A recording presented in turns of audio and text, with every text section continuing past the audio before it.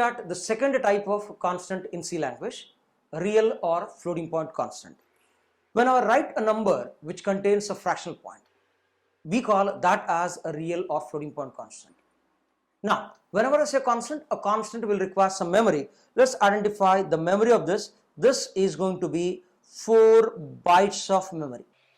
So whenever I write a number with fractional decimal point, we will be identifying that as a floating point constant.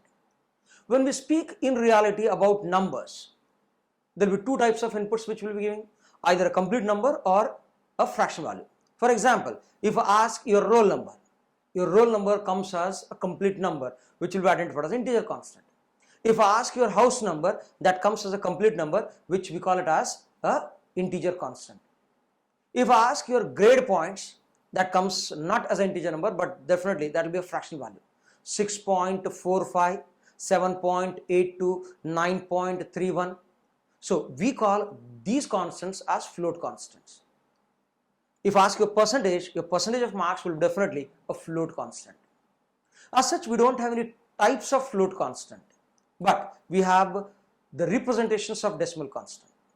So the first is called as a normal representation. In a normal representation, a number should contain a decimal point. The only rule which is associated with this, a number should contain a decimal point and it should be preceded or it should be followed by a digit. For example, I can write 7.5. Here 7.5 is now going to be identified as a float constant which will be stored in 4 bytes of memory. When I say 7.0, this is said to be again a float constant. Mathematically, you must not differentiate much between 7 and 7.0. 7 is said to be integer constant and 7.0 is said to be a float constant. They differ with their memory size. Now this is going to be 4 bytes. Can I have just a number as a 8 point? Yes, even 8 point is also valid constant. Internally, when it reads a value, this will be automatically said as 8.0. Can I have a number as just 0.5? Yes, this is also valid, which means that 0 will be automatically preceded by this particular number. So all these numbers which I have written, they are called as valid float or real constant, which will be occupying 4 bytes. We have one more representation of floating point numbers called as exponent representation. Now what exactly mean by exponent representation?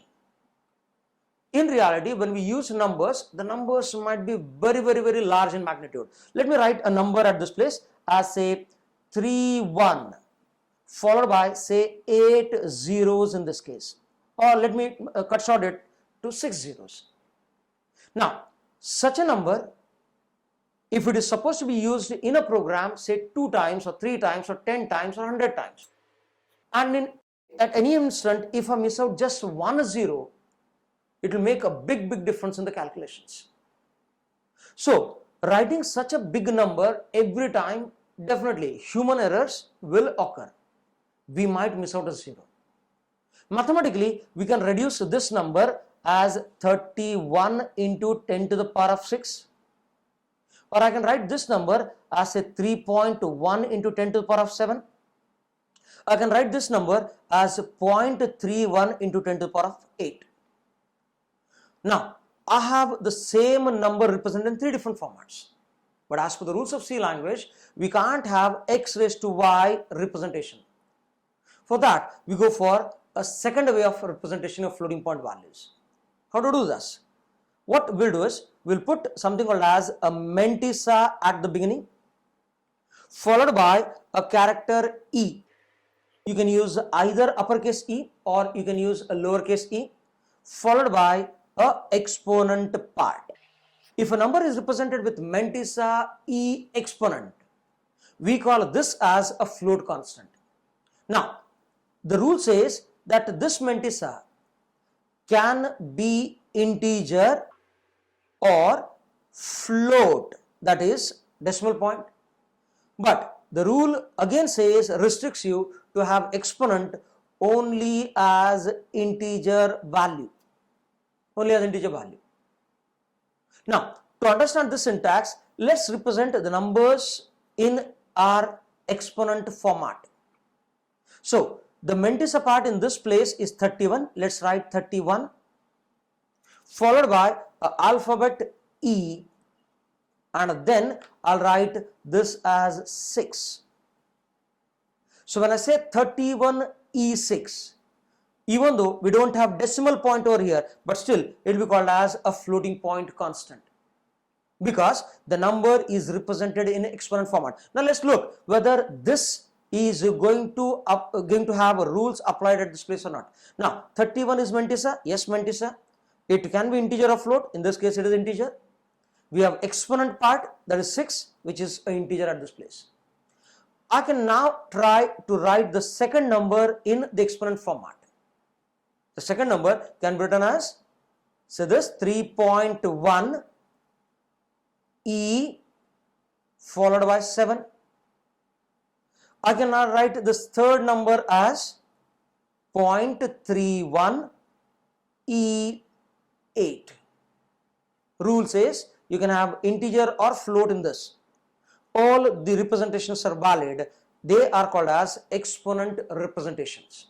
So to cut short this, we can summarize that floating point number is a number which contains a decimal point or which contains a character E to use for representation exponent format. The advantage of exponent format is that the number should be very large in magnitude. When the number is very small or very large in magnitude, we use these float constants. The character E can be either small or capital letter. If I'm going to use a capital letter E, I can give input with a capital E or small e. But if I ask the system to produce an exponent result, in that case it will always produce by default a small e. Definitely we have some options where I can make this e to appear as capital E also. So floating point numbers are numbers which contain decimal point, which has got either a decimal point represented in normal format or in exponent format. Thank you.